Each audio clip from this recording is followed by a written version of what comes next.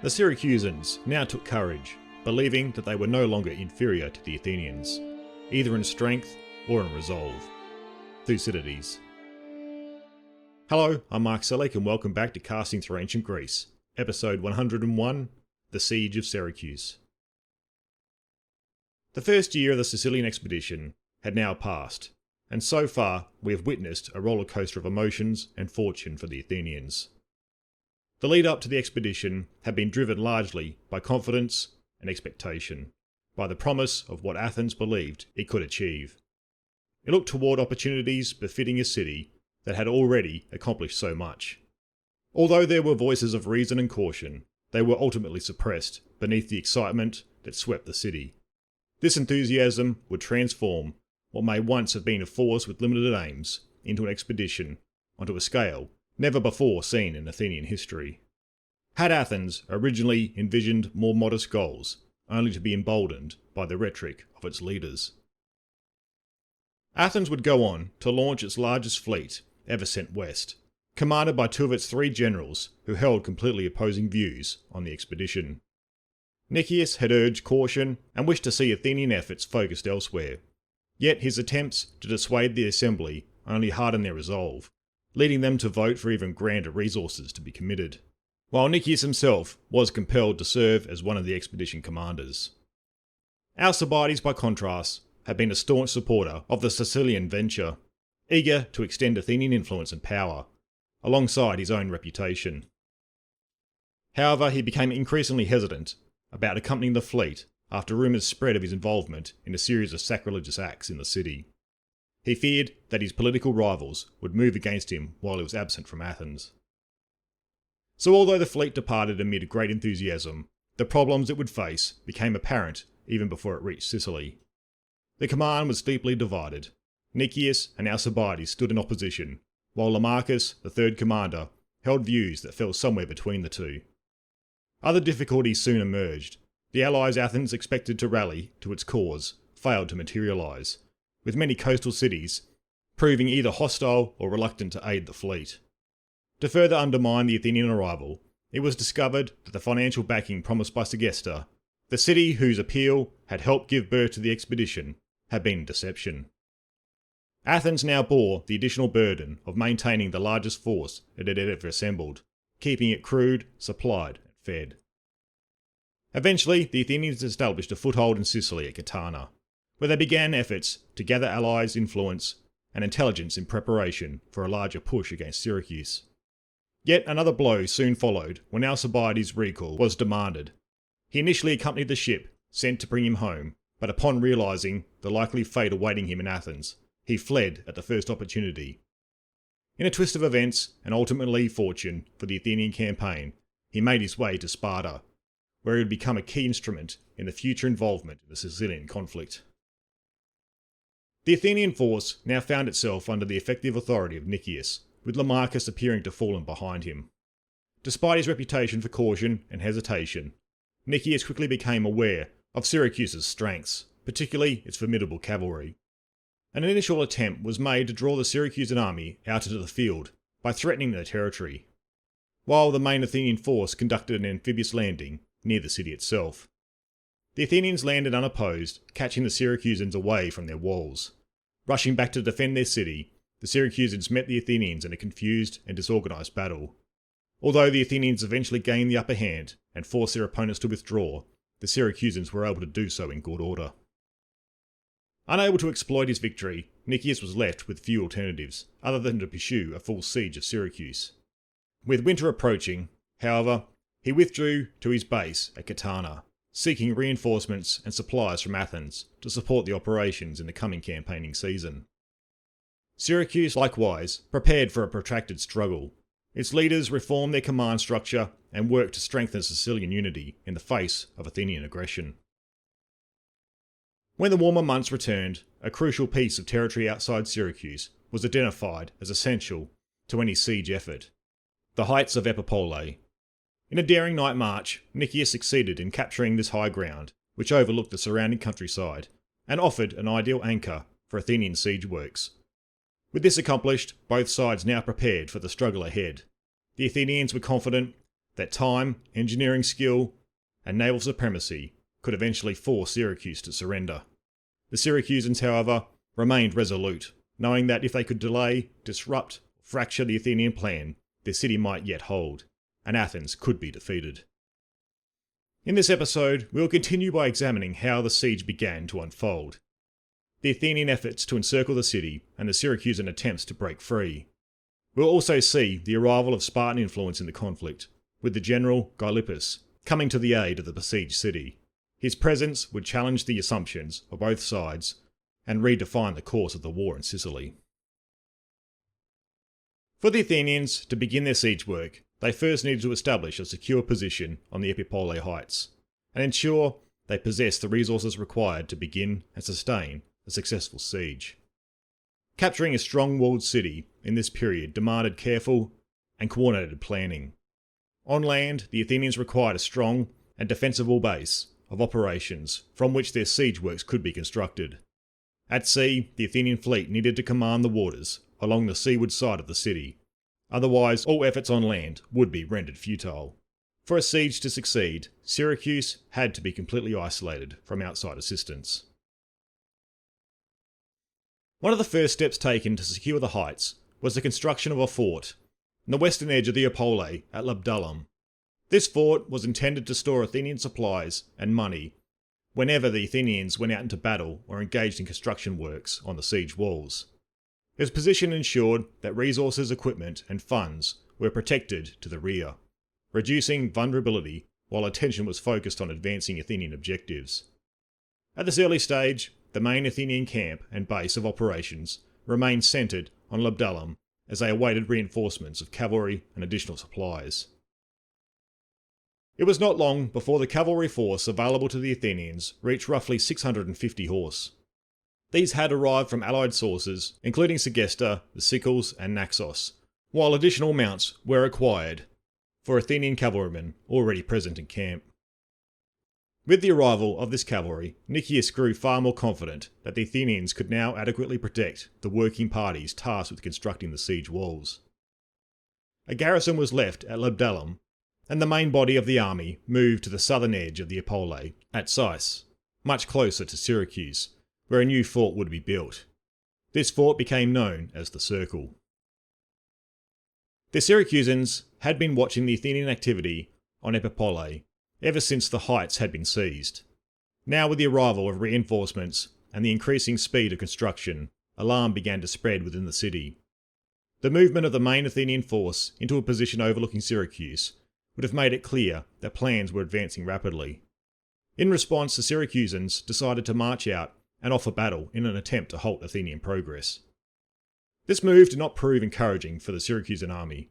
Despite efforts made over the winter to strengthen it, their forces emerged from the city walls but lacked cohesion.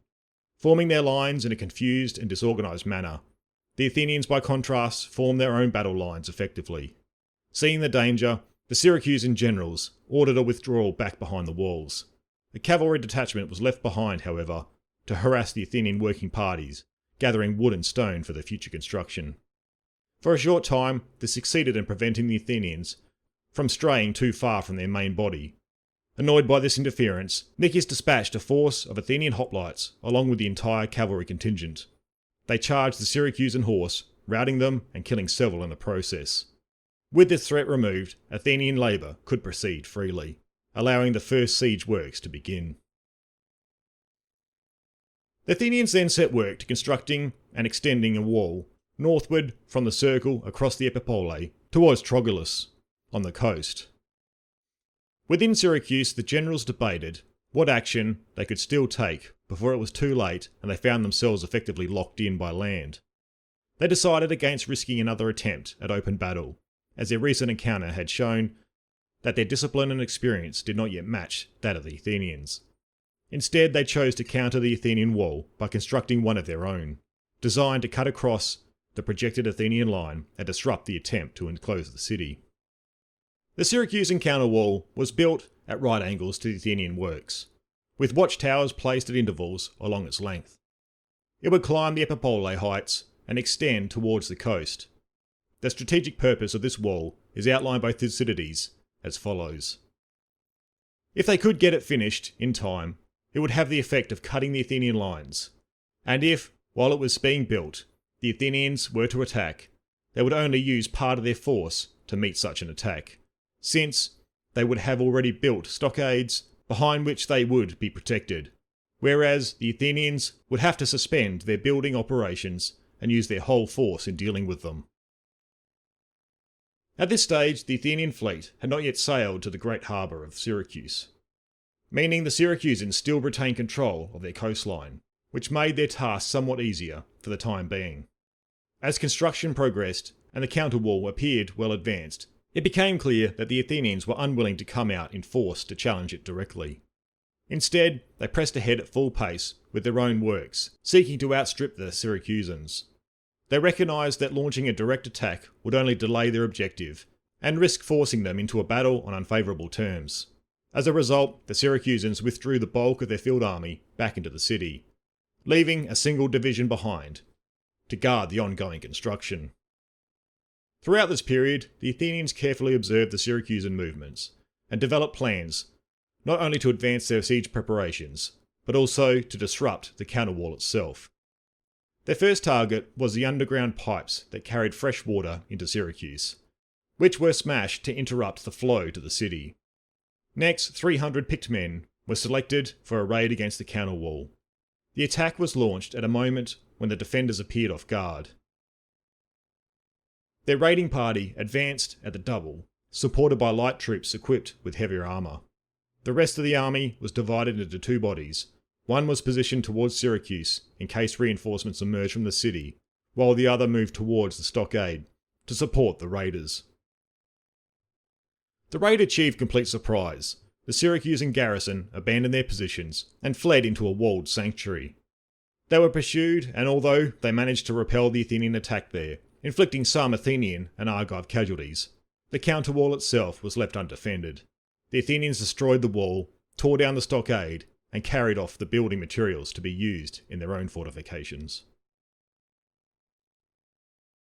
With the Syracusans cleared from the field, the Athenians pressed on with their construction of their walls. They now began work on a southern wall, stretching from the circle down towards the great harbour. Once completed, this section would allow the Athenians to relocate their fleet into the harbour and bring in supplies safely by sea, rather than relying on the more labour-intensive land route. The sight of this new construction once again alarmed the Syracusans. When finished, the southern wall would complete the land blockade of Syracuse. They immediately arranged for another counterwall to block the Athenian progress. This time, they also dug a ditch to further hamper the work, knowing it would be completed more quickly than a wall. As the Athenians extended the southern wall to the Epipolae, they organised a force to attack the Syracusan counterworks. South of Epipolae, leading down towards the great harbour, lay a marshy ground. The Athenians identified the firmest terrain and laid planks across the marsh and engaged the enemy. It appears the Syracusans did not expect an attack from this direction, as the Athenians quickly captured the ditch and the stockade meant to protect it. The assault also split the Syracusan force in two, with each wing retreating in different directions. The right wing fled back to the city walls, while the left withdrew south towards the Anapus River. This effectively cut off them from Syracuse, with the Athenians positioned between them and the city. The Athenians sent a small detachment to block their escape before they could cross a bridge. However, Syracusan cavalry were also present at the river, and their combined attack was enough to rout the Athenian detachment sent against them. The main Athenian force soon arrived, and the Syracusans concentrated their efforts against the right wing of the Athenian line in an attempt to break through and reach the city. Initially, they caused some panic in the most exposed regiment. Lamachus, commanding the left wing, saw the danger and rushed to the right. He restored order and prevented the panic from spreading. Yet in the fighting, Lamachus and a few others became isolated across the ditch and were cut down. Their bodies dragged away before the Athenians could recover them. The Athenians were now left with a single overall commander. The Syracusans fell back across the river and, under pressure from the advancing Athenians, managed to make their way back into the city. Though this immediate danger had passed, more trouble followed. The Athenians reformed on the plain outside Syracuse when the city sent out another force to engage them. Its purpose was to distract the Athenian army while a separate detachment moved towards the circle, aiming to destroy the Athenian fort. This force succeeded in demolishing part of the unfinished southern wall extending to the fort. Inside the circle, Nicias had remained behind, suffering from an illness and unable to accompany the army. Even so, he recognised the danger and ordered fires to be lit to create a barrier between the fort and the attackers. He also sent signals to the Athenian army below, warning of the threat on the heights. Fortunately for Nicias, and those on Epipolae, the Athenian force in the field drove off the Syracusans opposing them and raced back to defend the fort before it could be assaulted. With this chance lost, the Syracusans withdrew back into the city. The Athenians were then able to repair the damaged section of the southern wall and continue its construction southward. The Syracusans, who had begun the year in high spirits, were now starting to question their prospects.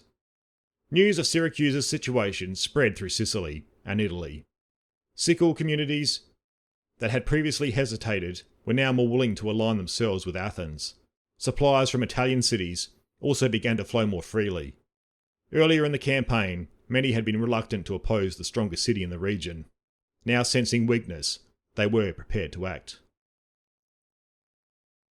Inside Syracuse, the mood after the year's events was deeply depressed. A series of assemblies was held to decide what course of action to take next. The Syracusans replaced their generals with 3 new commanders, and talk of surrender began to surface more openly.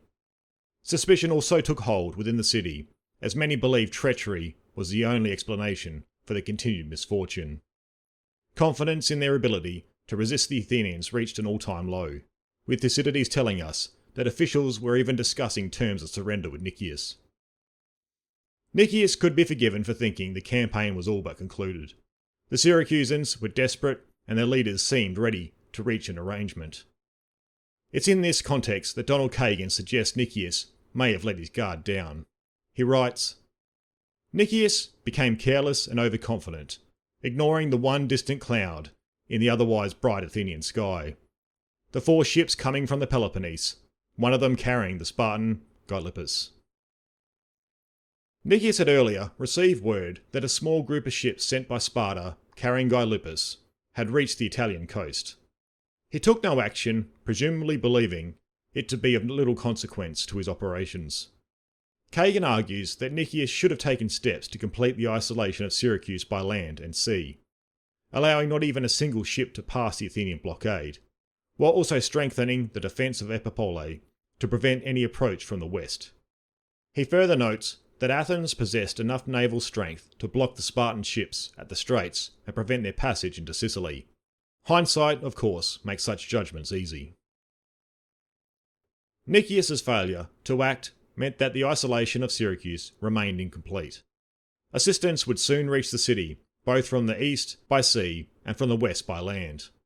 Gylippus himself was dismayed by reports coming from Syracuse, and was uncertain whether he would arrive before the city surrendered. However, after learning that the Athenian blockade was looser than expected, he resolved to press on.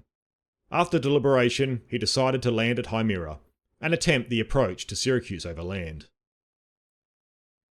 Before Gylippus reached the city, a squadron of 11 triremes sent by Corinth and its allies also arrived.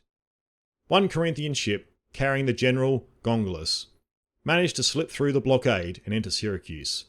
Thucydides tells us his arrival came just in time, as the Syracusans were preparing to hold an assembly to end the war, effectively surrendering.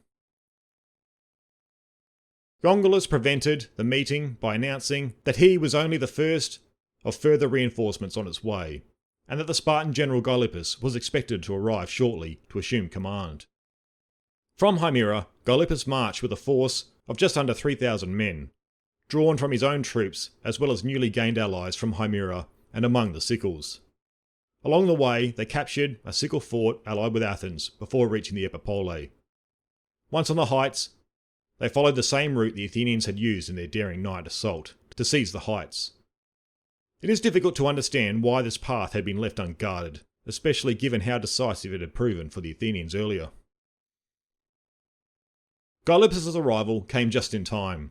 The Athenians had nearly completed the wall down to the harbour, with only small sections left unfinished.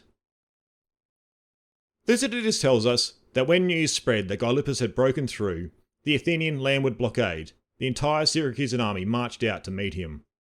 This sudden movement caused confusion amongst the Athenians, as word had likely circulated through their ranks that Syracuse was on the verge of surrender. Instead, the Syracusans were once again forming up outside their city. The Athenians, in turn, drew up their own forces in anticipation of an attack. A small group of men advanced ahead of the Syracusan line, among them Gylippus himself. He had sent a herald forward to the Athenian lines with a message. If they would leave Sicily within 5 days, taking their property with them, he was prepared to make peace.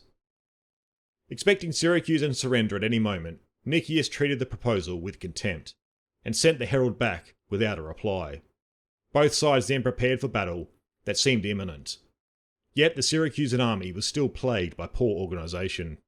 Seeing his men struggle to form up properly, Gylippus ordered them back onto more open ground, where they could deploy more effectively. This may have been the moment when Nicias held a clear advantage. An attack at this point could have caught the Syracusans disordered and vulnerable. Instead, Nicias allowed the opportunity to pass, remaining on the defensive behind the walls. With the immediate danger gone, Gylippus withdrew his army to more defensible high ground for the night. The following day, Gylippus took the offensive and made it clear that the Syracusans had abandoned any thought of surrender. He deployed the bulk of his army in front of the Athenian walls to fix their attention, while dispatching a detachment towards Labdalum, the fort that held the Athenian equipment, supplies, and money.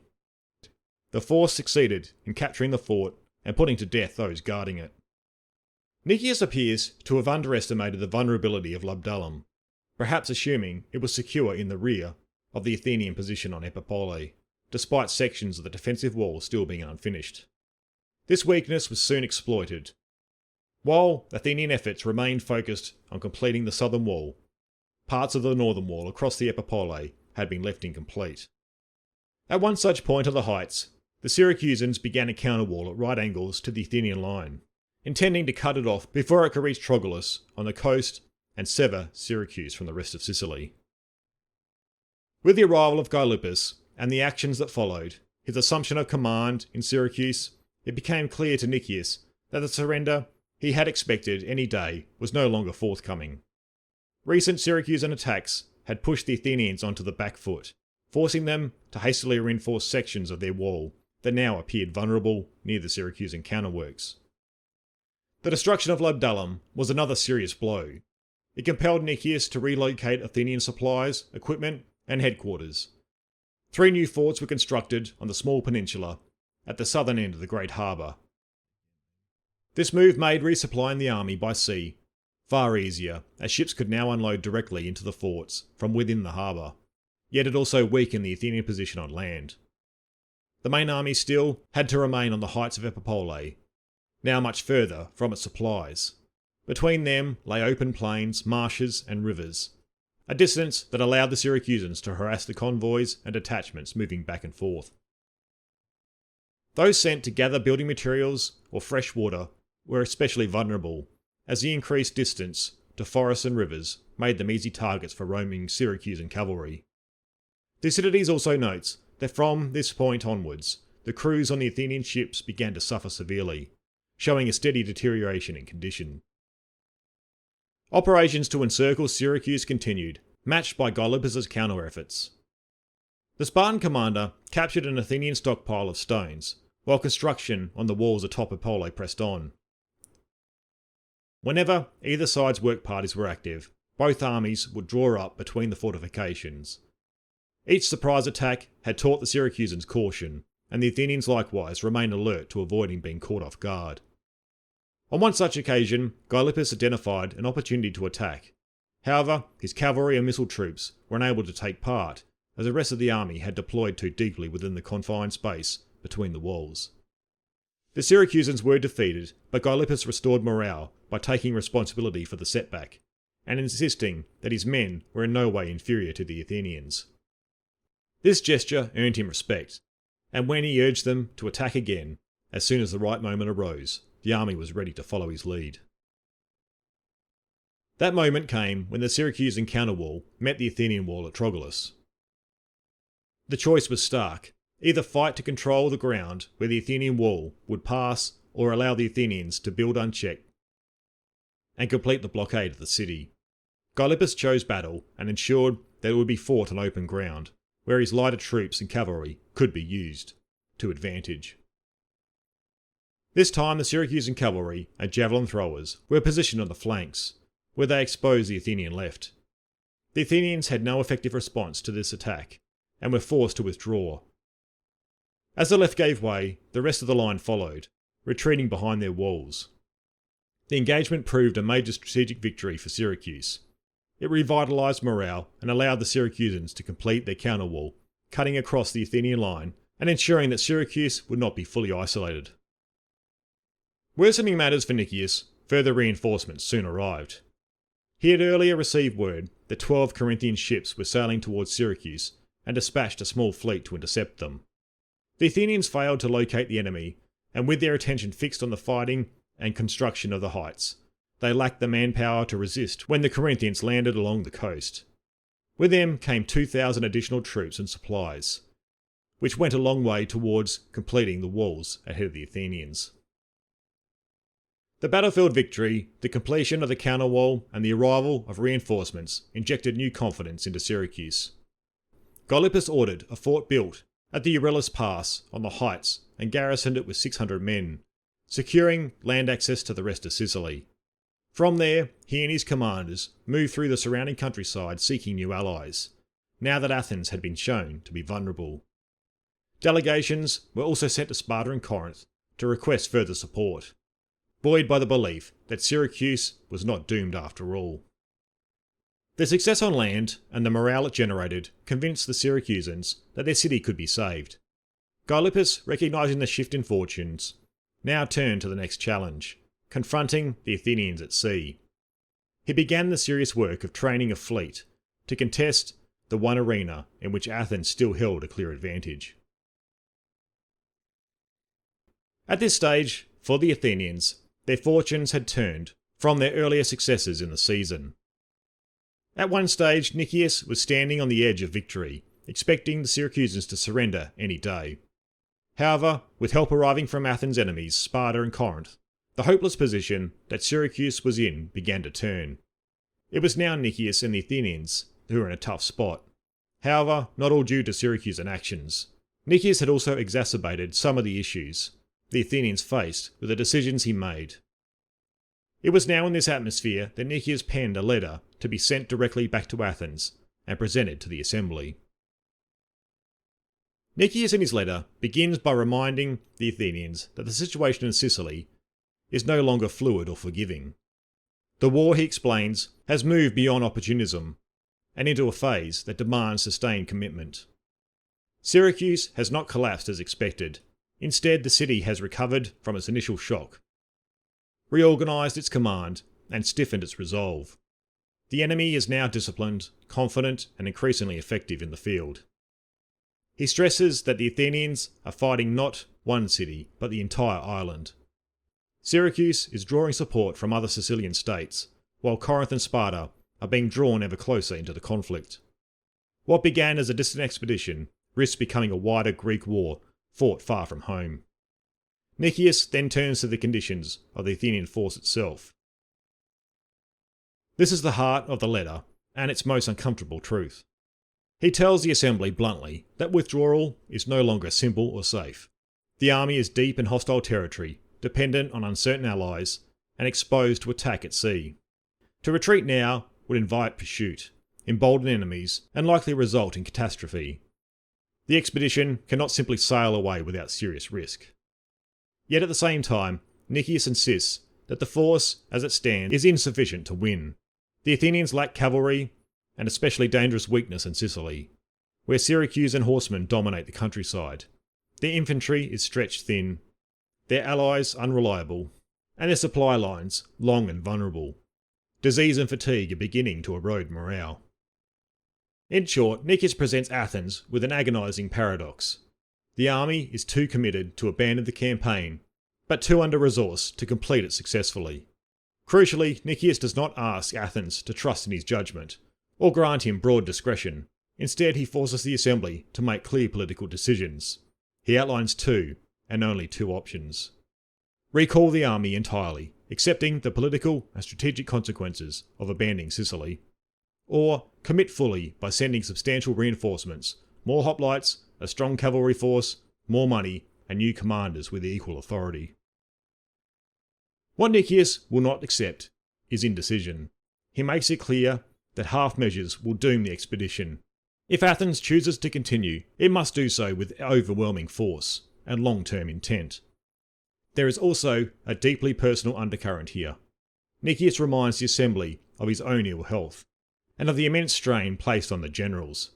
He subtly distances himself from the responsibility for the original decision to invade Sicily, while making clear that he is now bound by obedience and duty. The letter is careful, almost legalistic, clearly written by a man who knows his words may one day be used against him. Thucydides uses this letter to expose more than the military situation. He reveals a clash of political cultures.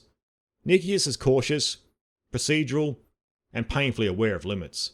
He believes wars must match resources and objectives must match reality. His letter is not defeatist, but it is relentlessly unsentimental.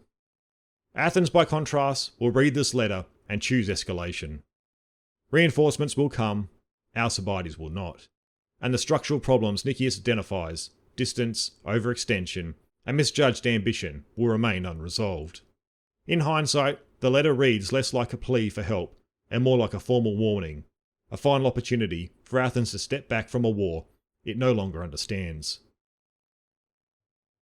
Before we finish up, I want to shift our gaze back to the Greek mainland briefly, to close out the episode, to help us stay connected with what was happening back on the mainland in Greece.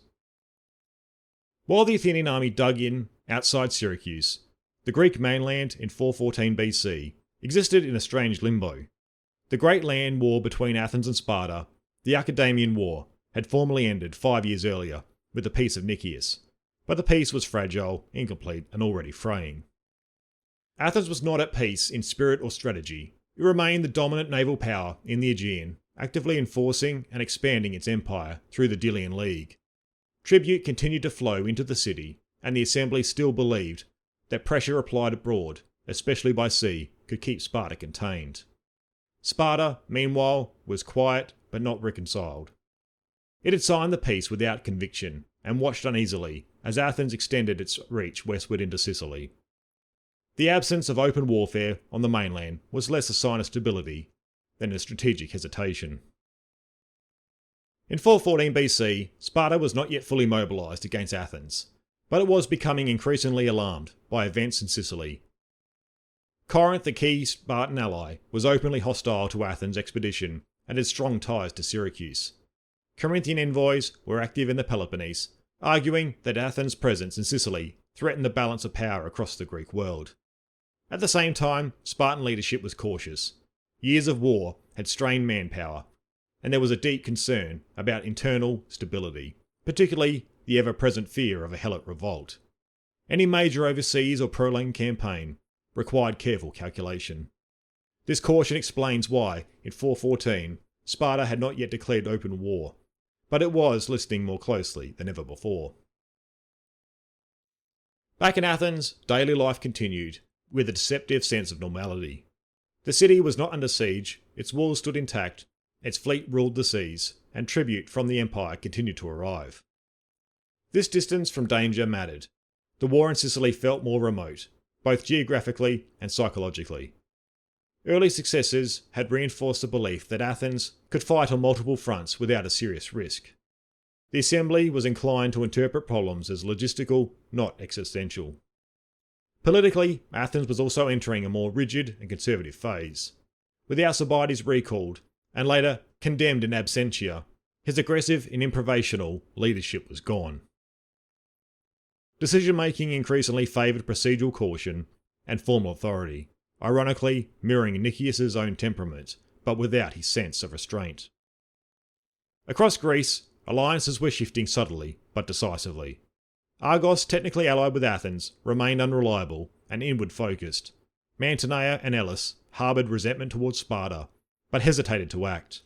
Many city-states were watching Sicily carefully, waiting to see whether Athens would emerge dominant or overextended. What mattered most was perception. If Athens could subdue Syracuse, it would appear unstoppable. If it faltered, the myth of Athenian invincibility would break. By 414 BC, that question was still unresolved, but doubt was growing. There was no emergency at home, no Spartan invasion of Attica, no collapse of alliances, no sign that Athens itself stood in danger. And so, when Nicias' letter reached the assembly, it was not read as a warning about limits, but as a request for reinforcements. That absence of pressure mattered. It was precisely what allowed Athens to double down. The decision to send more men, more ships, and more money to Sicily was not made in panic or desperation, but in confidence. Confidence born of empire, of habit, and of years in which escalation had usually worked. From the perspective of 414, Sicily still looked salvageable. The walls were unfinished, the army was intact, and defeat had not yet taken on a final shape. What Nicias framed as a plea for relief was interpreted in Athens as an opportunity, the chance to finish what had originally cost so much, and to secure a prize that now seemed too large to abandon. The deeper irony, as Thucydides allows us to see, is that this calm moment concealed the gathering storm. Within 2 years, Sparta would abandon restraint, fortify Decelea, ally with Persia, and reopen the war in full. The resources poured into Sicily would be desperately missed. The margin for error would vanish. But in this moment, none of that was yet visible. Athens stood at the height of its power, untethered at home, convinced that effort and resolve could still bend events to its will. Faced with a choice between caution and escalation, Athens chose escalation. And in the next phase of the campaign, that decision would carry the war in Sicily into its most dangerous and decisive chapter. Thank you all for continuing to support the series here on Patreon. I greatly appreciate it. I would like to give a special shout out to Nick Kablofakis, Neil Bennett, John and Bresden for supporting the show at the Archon level. Everyone's contribution plays a big part in helping me financially keep the series going. Once again, thank you for the support here on Patreon, and I look forward to next time where we continue the narrative of the series.